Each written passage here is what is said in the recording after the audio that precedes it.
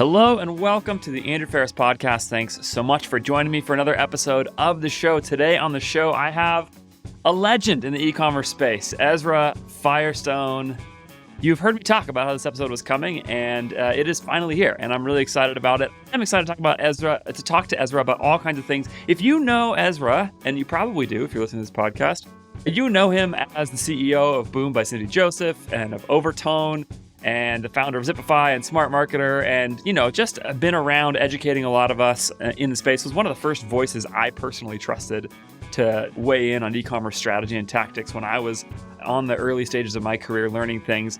And today on the show, I'm going to actually talk with Ezra about something else you probably know him as, which is a person who cares about values and what is this for, and what is the purpose of all of this work that we're doing. So I won't delay it any longer. I am thrilled to have Ezra on the show. Let's jump into the conversation.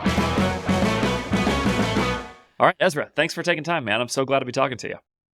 Yeah, man. Thanks for having me on. I follow you on Twitter, so it was nice to hear from you. And I always like talking about business and life, and with other people who are in the game. So yeah, definitely. Well, there's probably somebody listening to this who doesn't know, or watching this who doesn't know sort of the full scope of what you're doing and what your e-commerce background is. So I gave a little bit of biography, but do you want to just give people the quick overview of sort of like your e-commerce background and what you're working on right now and those sorts of things?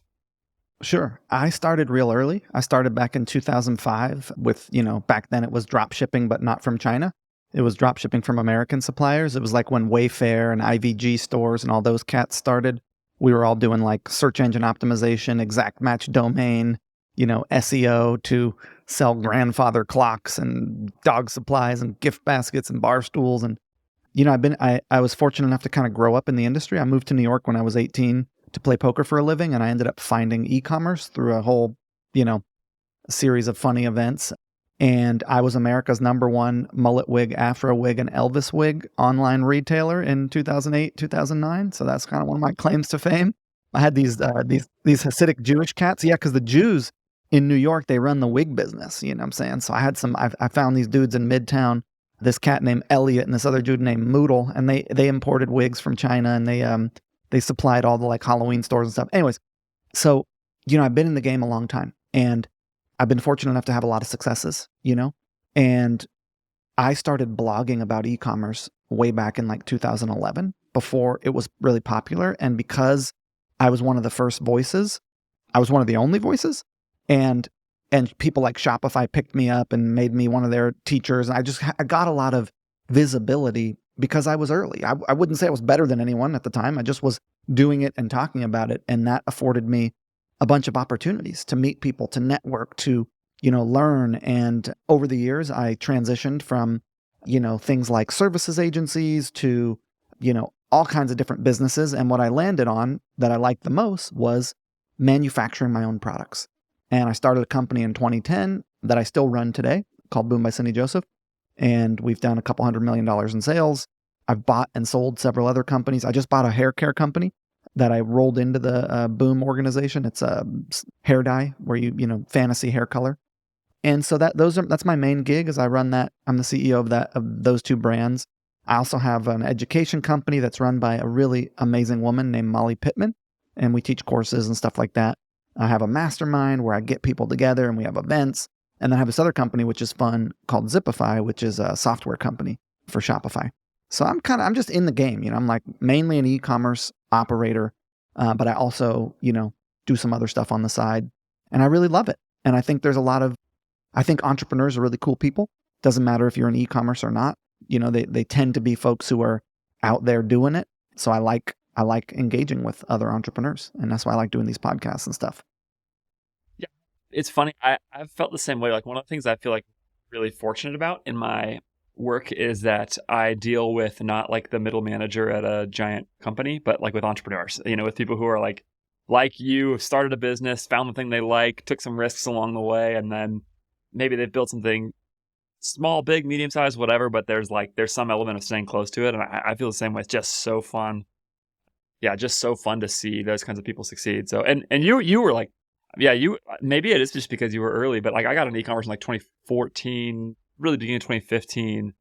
And at the time, definitely, there were just like, it was so, I think I was listening to e-commerce fuel very, very early with Andrew Udarian, and then seeing you. And those were like the first two voices that I really trusted, and that I would go like it wasn't clear that you guys were trying to sell me something. I mean, Udarian had his community, but he's not, it just was really helpful stuff. I was definitely trying to sell you something. I'm sure you were. I'm sure you were, but it wasn't clear that you were.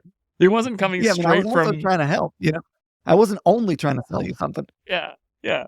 I mean, listen, I'm trying to sell people stuff, so yeah, it's not a problem. That's actually a nice like segue. So I think one of the maybe something people will know about you if they've followed you at all is sort of your tagline, which I've seen from you for a while. You've had a lot of success, and I think that's sort of clear. And in a few different places, you're in the SaaS game, you're in the education game, and of course, you've got brands that you yourself are leading and working on. You have this tagline though: serve the world unselfishly and profit. I'll leave this open-ended, but I'm curious sort of to hear you unpack how you came to that, how central that is to what you're thinking. And because this actually gets into some of the stuff I was most interested to talk to you about. So people listening to this may expect us to go down the tactics rabbit hole, but I actually want to go down the purpose rabbit hole a little bit more, and because of some stuff I've seen you put out along these lines, and actually seen you talk about more and more and more recently. So maybe you could start there. Talk to me about that tagline a little bit. Well, I think it's a description of the way that the world works. It's not really like, it's not a mandate. It's not like I'm telling you, go do this. I'm describing the way that I see it, which is that if you are in a role of service and you're doing so unselfishly, so with the goal of getting yours in the giving, you profit from that act. And you also then profit, your business tends to profit. If the goal of your business is to truly serve, truly make the best products, truly take care of your team and people, truly take care of your customers, and you're constantly looking for how to do that better, you end up with a strong, stable business with people who want to come back and buy more from you. And so you end up profiting through having that as your goal. So yeah, I think it's how things work. I think it's a description of the way things are. And I think it applies to more than just business, So, I mean, there's so many obvious examples. So the claim isn't necessarily that the opposite isn't also true, that you could serve the world selfishly and profit, right? Like, because, I mean, it seems to me that plenty of people do that as well. Well, I mean, you have to look at what is your description of profit, right? So if you are interacting with the world in a way that is out of integrity with your own moral compass or the world's moral compass, you're going to pay for that in some way. And you may pay for that in how you feel about yourself and your own mental state. You may pay for that in certain things that come your way because of your actions and behaviors. It's like there's a price to be paid for your actions. And so you might as well act in good faith and in integrity because you want the price that's going to be paid to be a good one. So, okay, so this is great. Okay, so if you take profit purely as dollars, it's possible that you could serve the world. Sure. Yeah. You could be a total asshole and pilfer and steal and be terrible to people and still make a monetary profit. But I'm talking about a greater sense of the word profit, which is profit as a human being, profit as an individual, profit as and also and part of that is you got to feed yourself and take care of your family and have some surplus to spread around to others. So that's profit as well. But I'm looking at profit. If you're only focused on money, go ahead and enjoy that life. Good luck with that strategy. See how that goes. So, okay, so do you have any sense of how you think about, maybe the way to ask it is, how do you know when you've profited in your definition? Well, you feel good about what you've done, right? You feel good about the way in which you are navigating your world. And I can tell in my life when I'm out of integrity as soon as I start to break deals that I made with myself, right? So I made a deal with myself that I was going to do something or behave in a certain way, and then all of a sudden I'm not doing that, or I'm not walking that path. I need to either check the shelf life on the deal that I made and make sure it's a deal I still want to adhere to, or get myself back in alignment because I'm out of alignment with my own moral compass. And so I think I forgot your question, but You answered it. The question was like, how do you know when you've profited in that case, right? Because with dollars, it's pretty easy. You can tell pretty fast. There's a balance sheet now. Although it's worth noting probably that actually one of the sneaky things about dollars is that it actually isn't that clear when you've profited, because if that's the whole goal, the goalposts will incessantly move. They will incessantly move. There will actually never be enough. Well, what tends to happen is your consumer habits raise with the amount of money that you make. And so you end up sort of in a similar spot. Like a lot of people who make money have an easy time making it and a hard time keeping it and maintaining it and having it work for you and creating savings and vehicles of investment and things like that. It's a lot harder than it is to make some cash. It's a more difficult game to figure out how to keep it than it is to figure out how to constantly make it. Yeah. Yeah. And even if you can do that, then the consumption standard just raises even more, right? So like if money is the only goal, I mean, the example I always give it is go ahead. Money will buy you comfort. It won't buy you happiness. Right. Yeah. The example I always give it is that like everybody who's run a Shopify store for any amount of time knows what it's like to look at the Shopify dashboard and to see the number get to the highest number it's ever gotten to. And within 5 seconds, you think about how can you beat it, right? It is so fleeting. And I think that basically that same thing is happening with like your personal checking account or whatever, or your investments. It's like, it's very, very hard. And I personally feel like I have a lot of clarity to this issue. Like I've identified this and have noticed it in my life and have put my finger on it. And it's still really hard for me. It's so insidious. It's just like, I'm like not above this at all. I've thought about like, I have right now, let's just be totally realistic. I'm doing fine. I'm at a stage in my career where I'm, making the most money I've ever made, all those things. And at the same time, still feel like, wait, how could I get that number up more? How could I get that number up more? I need nothing. I have no need for anything. And I'm not even a big super spender or anything, but it's just, there's something about the game of pursuing it more, even aside from the consumption, that it always goes and there. There's nothing wrong with that inherently. It's a fun game to play. It's fun to try to grow, but understanding that it's just a game that you're playing. Once you're at satiated, right? Obviously, there's people listening to this podcast who are in the position I was when I started, which is they're hungry. They are not satiated. They don't have stability. They don't have their bills paid. They don't have it's like you're operating from a different perspective and vantage point, and you're in a different spot when you're like, hungry than when you're like pretty stable. And now it's about how do you, take care of the folks around you, take care of your family, continue to do what you're doing better while enjoying the other parts of your life. I think the secret to the game of life is getting good at enjoying what you have, right? If you can want what you have won. Because there was a Jewish rabbi, his name was Maimonides, and what he said, this is like, thousands of years ago, maybe 5,000 years or something, was that it's a far greater skill to have the ability to enjoy what you have than to have the ability to get what you want. Because if you get what you want and you can't enjoy it, what was the point of getting it in the first place, right? So getting good at finding right and finding enjoyment in the here and now with what you have ultimately leads you to getting more of what you want and makes the things that you do get more pleasurable. So I mean, I completely agree with that. And I'm reminded of a lot of different sort of comments to the same end and quotes the same end. And real quick on that, one of the things that you want is to chase and to pursue. And you can enjoy that process as well. You can enjoy the pursuit. You can enjoy the chase. You can enjoy the striving and trying to make it, it's like that is a valid experience also. I'm not saying don't have that experience. I'm just saying also spend some time and energy and effort focused on enjoying what else, the goodness that you have in your life. Because if you're listening to this podcast, you probably live in the West. So, okay, you live in the best country in the world, or you live in Europe. It's like you live in a Western free society. You've got food and shelter, probably for the most part. And nobody's making you do anything. I mean, this is the greatest that anyone has ever had it in human history. You're doing better than everyone who's ever lived. Yeah.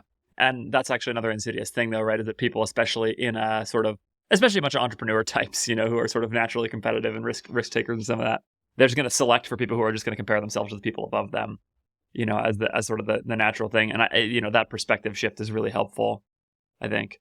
So what have you done in your life to actually do that? How are you, Ezra Firestone, enjoying the things that you have, and what has helped you to do that? Maybe also what has made it harder for you to do that. I'm curious if there's times when you have felt like that's been out of whack for you.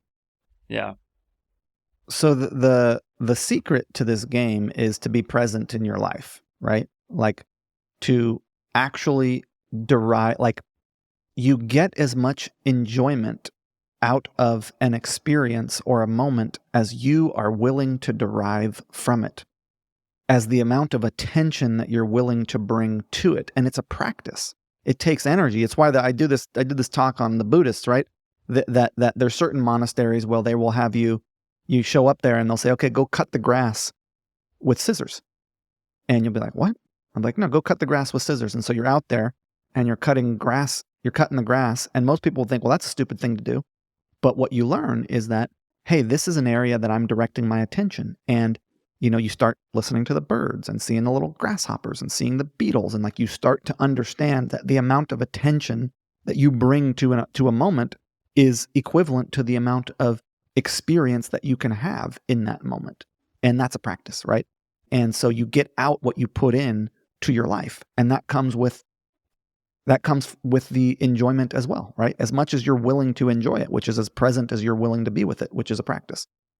And the other thing that I think robs people of enjoyment of their life is the very, very, very common, almost unanimous experience that people have of feeling inadequate in some way, right? People are sold from the time they're fucking born that they're broken, that they're flawed, that they need fixing, that their teeth aren't wide enough, that they don't smell right, that they don't have enough hair, that they don't have enough muscles, that their hair's not the right color, that they're too fat, that they're too skinny, that they're, whatever, they don't make enough money, they're whatever it is. And people buy into this viewpoint that they're inadequate and that they're flawed, and they're constantly trying to fix it.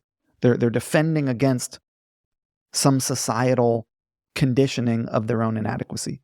And as long as you're doing that, good luck. You're going to be constantly playing defense in your own head, comparing yourself to others, worried about ways in which you're not good enough. And the real secret is to figure out how to get happy with who you are, to actually approve of yourself, genuinely find yourself right. Like you're not broken, you don't need fixing, you're right just the way that you are. And maybe you want to add on, and that's fun, but you're doing so from a place of, it would be fun to add on to myself versus I need to fix myself to get right. And as long as you're trying to get right, and as long as you're trying to, fix some perceived flaw, you're going to have a hard time enjoying yourself because you're going to be constantly in this mental masturbation around your own bullshit. Is the belief that I am flawed itself a flaw, or is that something I should accept? No, it's just holding you back. It's not true, for one. Okay, you're not, hey, maybe you have some, hey, we've all had maybe you have some trauma, you had some abusive parents, whatever, you've had some traumatic experiences and you're carrying those with you, and those are things that you want to work through, and they're, and it has, you have fear of intimacy or whatever. Maybe you have some, like you're a product of your conditioning and your experiences, right? If you grew up in a certain place with certain viewpoints, you probably adopted those viewpoints, whether or not you recognize it. If you had certain traumatic experiences, you probably have some behavioral patterns that are stemming from that. But that doesn't make you broken, wrong, or inadequate. That just makes you a person who's had a certain level of conditioning and experiences. And maybe you want to work through that in certain ways or change that or add on to yourself, but you don't have to do so from the viewpoint that you're broken and need fixing.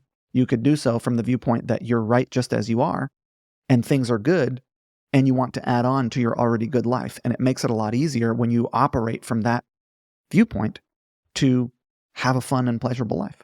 And it's your choice, right? You get so what's interesting about us as humans, right, is in this particular society, right, in the West, is we are the ultimate arbiters of our world. And what that means is, like, you, for the most part, get to direct where you put your attention. You could choose to leave your wife and kids and go to the beach and be a bum, deadbeat dad. You could choose to do that, right? And put your attention on yourself and your own whatever you want, right? But what you're choosing is to put your attention on your work life and your kids and your wife and, baseball and your hobbies. So like you're choosing where you direct your attention, right? Which means you're choosing the experience that you have. And then you are placing a value judgment, positive or negative, on the experience that you just perceived. So you got to choose what you perceived for the most part, right? You didn't get to choose COVID. That just happened, right? So this is like there's levels to this.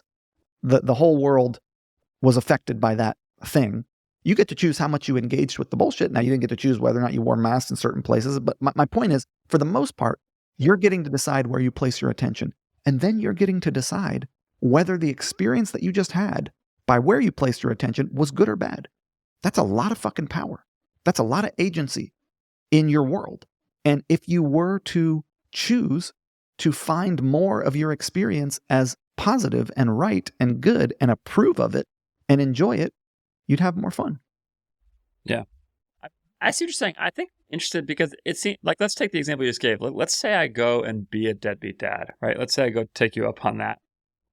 Is the answer to that to stop being a deadbeat dad, or is the answer to that to accept that choice in myself? Do you see what I'm saying? I think there is so society would tell you that you are a terrible human being for leaving your wife and kids. And so there's people who would have that viewpoint, right? So yes, some would, right? But for the most part, I think it's pretty unanimous. You get looked down upon if you're not supporting this family that you've created. Maybe there's more to the story. Maybe your wife is not someone who you can relate with in a good way, and there's no way for you to win there, and there's no way to engage in a way that's safe, and you can't get the kids away from her. Like, I don't know what the situation is, but what if, I don't think there is an inherent awesome? Right or wrong. What if I'm just being selfish? You know what I mean? What if I'm just like, and I just threw a value judgment on there, but this is actually the reason I'm asking is I think it's a really interesting thing that you're bringing up, and I'm not trying to just be like do a gotcha thing here. Like I think it's a really interesting question because I hear this kind of thing all the time, and there is this weird mix in humans of like, I think everybody can intuit what you're saying has this truth to it of this sort of notion that like if you don't actually have some sense of value for yourself and belief that like what your experience matters and some of those things, it's going to be really, really hard to ever sort of experience real joy and have the kind of outcomes that you want in your life, right? On the other hand, I think the other thing that is like, there are just clearly some things about myself that I actually do want to change and I would like to be different and all of that. And I actually think they're negative qualities of mine. But here's what I'm saying is that finding yourself right doesn't remove or make less valid the desire that you have to change things about yourself. But you're starting from the point of view of you're a good, right person who is walking through the world, making the best decisions you can make based on the information that you have.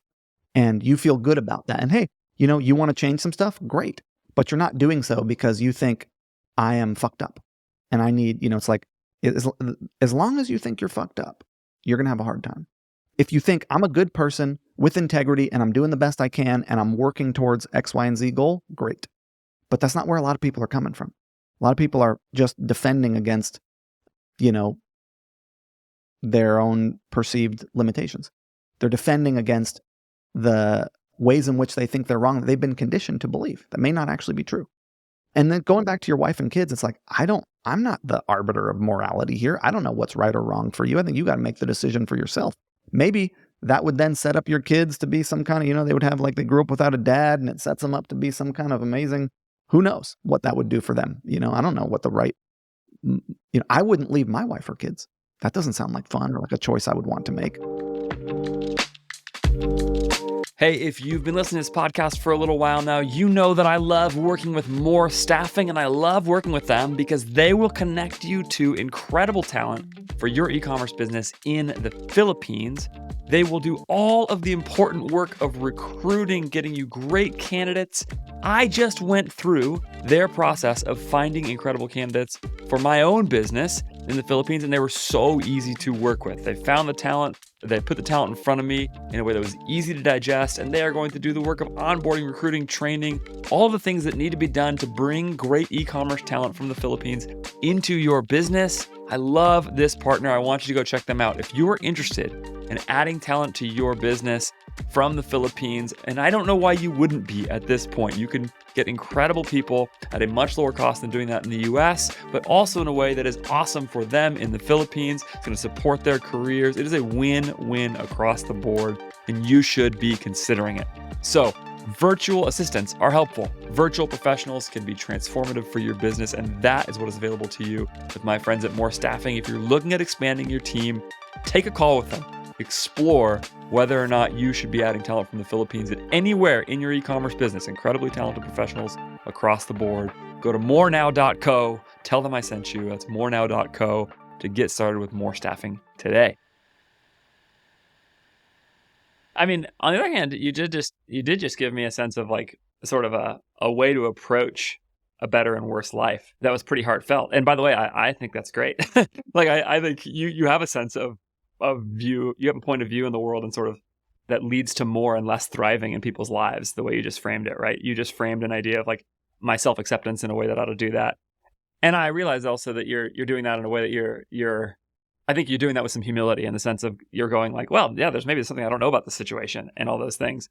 But this is like, and this is so interesting to me because even when you get to some of these questions that I first wanted to bring you on for, right? The thing that triggered me reaching out to you was I saw this video of you where you're talking about, this goal of business success being to create assets that have value independent of your time, right? Like a business or something like that.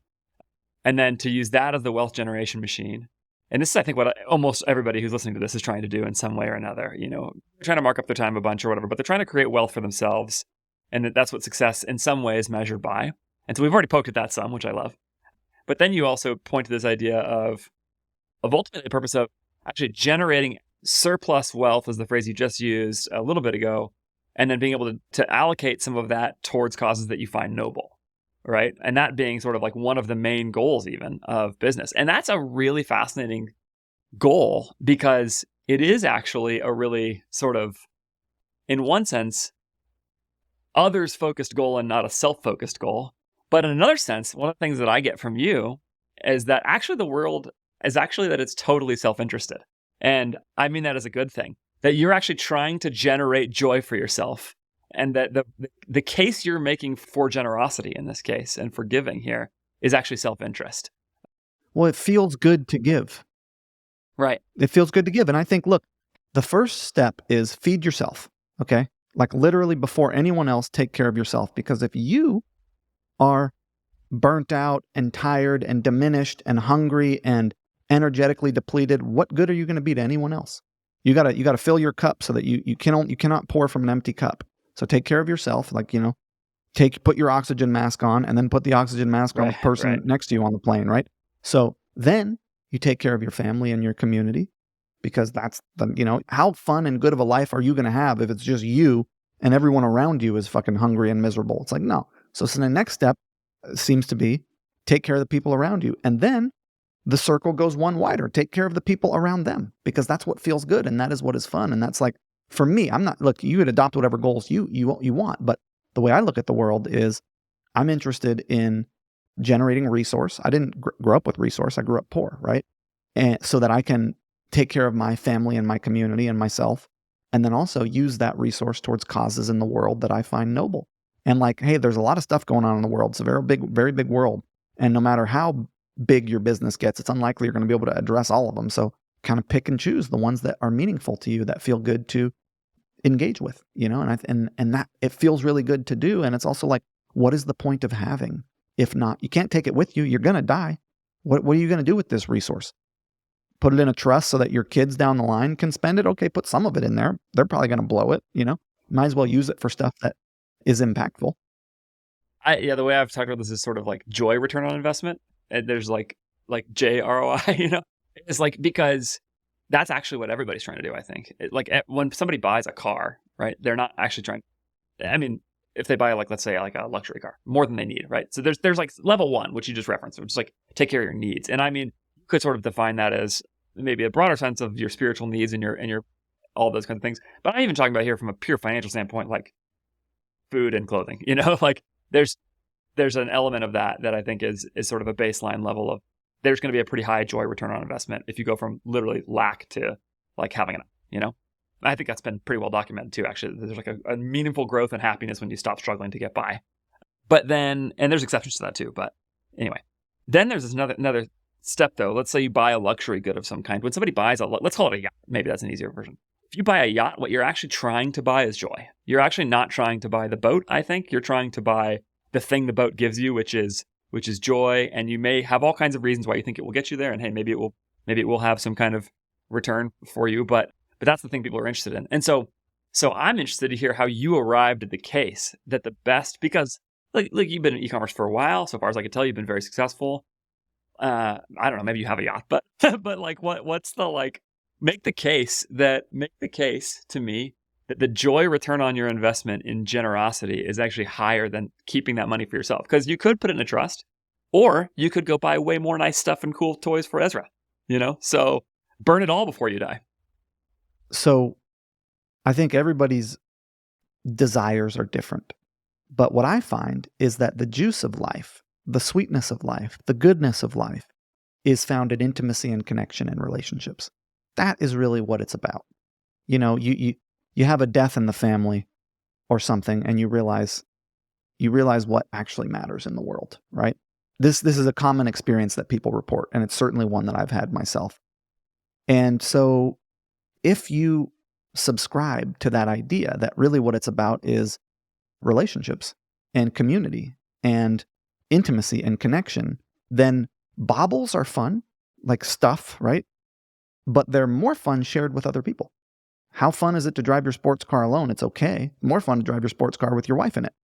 You guys go out on a cruise together. That's fun, And there's a side of generosity where if you just give people stuff, sometimes they don't value it, right? Yeah, so 100%. Yeah. You don't want to just give things away necessarily. You want to ensure that what you're giving is given in a way that people can actually receive and feel good about and enjoy. So there's like levels to that as well. But I think that ultimately my experience and viewpoint is that what's fun in life are experiences and relationships and community. And so that's what I optimize for. And I have fancy stuff. I have a $150,000 Mercedes. I like fancy. I'm into consumerism. I'm not anti-buying stuff. I buy stuff that I want and need. I don't buy stuff that I don't need or that I don't want or that, I'm not like just crazy about spending money on shit, but I'm happy to buy nice things. It's fun. My wife likes to buy nice house stuff. I got a whole gym set up over here. Like it's fun to have things. I'm not anti-having stuff, but I think there is a level at which, I see often people consuming for the sake of consuming and going from one thing to the next versus like, do you know how much joy I get out of my kettlebells? I love those things. Whatever Russian cat 500 years ago decided to strap a handle to a cannonball and invent the greatest fucking workout implement of all time was a genius. And it's like, I love those things and I enjoy them. 3 days a week, I'm playing with those things and having fun with them. So I'm into buying things that I will use and enjoy. I'm not into buying things just to have them. Yeah, those are $150 a pound though. I think that's not out of reach for a lot of people. Like I think the $150,000 car is an interesting question. Like, and again, like I think, as you've referenced some of this and some things you've heard about, we're recording this like the day after. I think it was, there was a thread that went sort of viral on Twitter about Patrick from Profitwell, having a $200 million exit and then like just sort of like the difficulty afterwards of the insane range of emotions related to that kind of exit and sort of the good and the bad. And I'm continue to be fascinated by this question of sort of like meaning and purpose and really how do you optimize for joy? Like you talked about optimizing for relationship. And I actually love that term for this. And this is sort of the phrase that I've thrown around. The closest I have to serve the world unselfishly and profit is optimize for joy. I think that's the real thing that's everywhere. I think there's no single human action that isn't self-interested in the entire world. I think Mother Teresa, every second of her life was self-interested. I don't mean that as a value judgment. It's exactly what you said about your phrase, right? Which I just think that's the way the world is. Everything we do is in some ways coming back to that, and that like possibly it's the case that the highest joy return on your investment is actually in terms of generosity. What I'm really curious about is sort of like, even if you can measure the joy return on your investment and measure quote unquote, I know there's no graph here, but like the joy return on your investment in times you've given generously to something that you cared about, to a cause you found noble, versus on your $150,000 Mercedes. Like, do you have any sense of those kinds of things, or is that not the way you look at it? That's the way I'm framing it. You don't have to frame it that way. I think it comes back to, again, how you feel about yourself, right?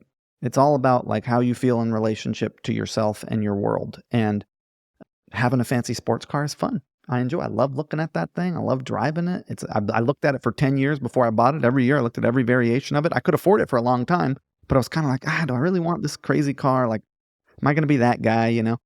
And then also doing things in the direction of my community and my family and my friends, building the house for my parents. Like, that stuff feels really good. And I think about that, and that makes me feel good. It makes me, so I think it all has its place. It's not like there isn't really a scale or a spectrum here. And I think the same is to be said for, money. Like, I got a friend who's a musician who gardens and plays music, doesn't make a lot of money, and is happier than most people that I know. It's like, you don't need a lot to be happy. You have to be enjoying the choices that you've made and the way in which you're walking through your life. That's the key, is to be in agreement, in integrity with, and happy about how you're navigating that.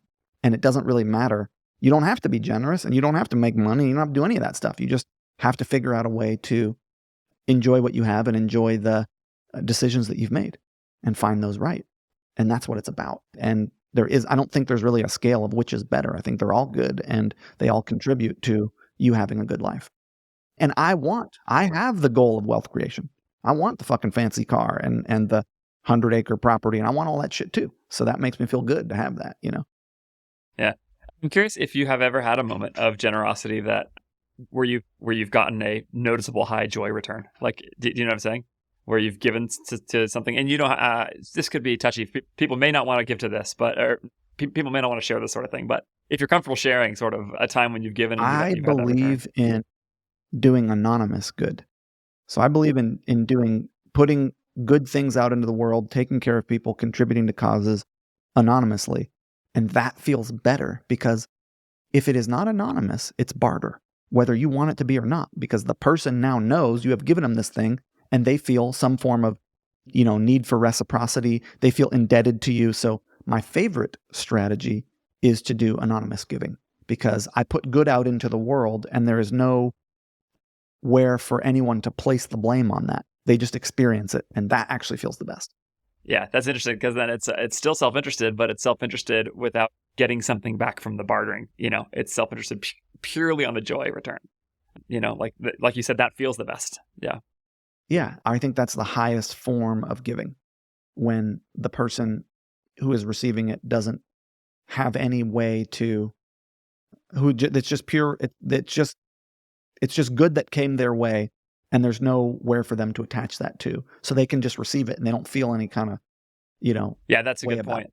They don't have to, because it can actually be hard to receive gifts too, especially if that happens. It's very hard. Receiving is harder than giving. I have a hard time with it. Yeah. All right, look, I don't want to go past our time. We could do this. These are some of the most fundamental questions of human life. So we could spend a lot of time on this. But let's give the people one tactical e-commerce thing, because they came and they sat through the meeting conversation. So here's my question to you guys. I don't know how many people we kept with this stuff, man. I don't know how interested I think we kept a lot. I think people are hungry for this kind of information. Like, when you look at sort of who is popular in culture and who's talking right now, like, I think there's a lot of people who are hungry for it. So hopefully it wasn't like eating your vegetables, I'm just curious, one thing from where you sit right now, one thing that's sort of top of mind for you that you think is like something you're seeing work, or just anything that's sort of top of mind. Product development. Great. Everybody is so focused on marketing and ads, and it's like, you have to be, but it's like, you have to have good ads and good sales funnels and good email marketing, good SMS and good optimization, all that jazz. But the people who put as much energy into the optimization of their product and the product development pipeline as they do into the marketing win the game. Because ultimately, the best promise wins the customer. The best product wins the repeat customer. And so if your product doesn't live up to the promise that you made, you'll never get another customer again. And so what we're doing is constantly making our products better, listening to feedback, changing the packaging, changing the formulas, trying to make them better, releasing version 2, adding on products that people who bought from us once would like, and that has really been our secret to weathering the intensity of the post-COVID down period of e-commerce. It's tough out there. Ads are tough. Email is tough. Margins are thin. Everything's more expensive. It's a rough time in e-commerce. We're down year over year. We're not up year over year. But we are, one of the things that's really working in our favor is product launches and product optimization. It's really good. I've thought for a long time that, especially on the retention side of things, that there's very little tactically that you can do that can meaningfully move the needle on retention. You could do some stuff, of course, and there's exceptions to this, but that, yeah, it is so much about what you acquire a customer to that is going to end up like meaningfully changing their relationship to your brand and to your product. So that's exactly the kind of thing I was looking for. I thought like everybody I ever talked to on this show who's involved in the day-to-day in the trenches, there's something that's bubbling to the top of their mind that they're just thinking about a lot and noticing a lot. So great answer. All right, man. Listen, where can people find you if they want more of that good Ezra Firestone content that they've been getting for all these years? Instagram at Ezra Firestone, SmartMarketer.com. I'm on Twitter, although I don't get a lot of love over there because I do videos, and Twitter, you got to write stuff. So anyways, I'm on Twitter too. I'm on LinkedIn. I'm on Facebook. You can find me. But SmartMarketer, I think, is like, if you're interested in more long form content, blogs and courses and all that kind of stuff. And thanks for having me on. This was fun. I like talking about this stuff. Yeah, good. And of course, all those links are in the show notes. I'll also link out to Zipify. I have used one-click upsell a lot in the past. I know that's not the entirety of it, but that's also something that's a sort of a no-brainer for a lot of brands. It's our best app. It's 70% of the business. It's the best app for sure. It makes all the sense in the world. If you don't know one-click upsell, it's post-purchase upsells. And so you've already collected credit card information. It is just extra AOV, and it has very little downside that I can really see, especially when done well. It makes a lot of sense. So go check that out if you were looking to add a little bit of AOV as well. Again, links to everything's in the show notes. Ezra, this is the conversation that most people have with me. I specifically sought you out to have this conversation. I really appreciate you doing it. Sometimes these things can be vulnerable. They can get into all kinds of stuff. And so I am sincerely grateful for you taking the time to talk to people about things you've learned in your success and your time. And man, we appreciate you. You're an important part of the e-commerce industry, and you've been a lot of help to a lot of people. So thanks. Thanks for having me on. Appreciate it.